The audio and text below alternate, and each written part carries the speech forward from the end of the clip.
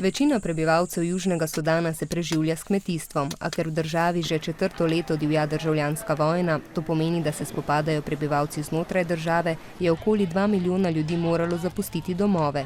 Ne morejo se več preživljati s svojim delom, hrana pa je vedno dražja. V državi je tudi veliko nasilnih skupin, zaradi katerih domačini trpijo, človekoljubni delavci pa ponekod odhajajo. Prav tako je zelo šibko gospodarstvo, kljub temu, da ima država naravna bogastva, kot je nafta. To pomeni, da je pomanjkanje hrane v državi povzročil človek. Dodatne težave pa povzroča tudi suša. V Južnem Sudanu se letno izmenjujejo sušna in deževna obdobja, a zadnja 3 leta je zelo sušno, zato je pridelka manj. Najhuje je na severu države, kjer so razglasili stanje lakote. To pomeni, da zaradi pomanjkanja hrane ljudje umirajo, da ima 1/5 gospodinjstev izjemno malo zalog hrane, 1/3 pa je podhranjena. Hrano nujno potrebuje skoraj 300 tisoč otrok. Če otrok ne dobi dovolj hranilnih snovi, se ne more razvijati. Razmere so zelo resne tudi v Nigeriji, Somaliji in Jemnu, kjer prav tako potekajo spopadi.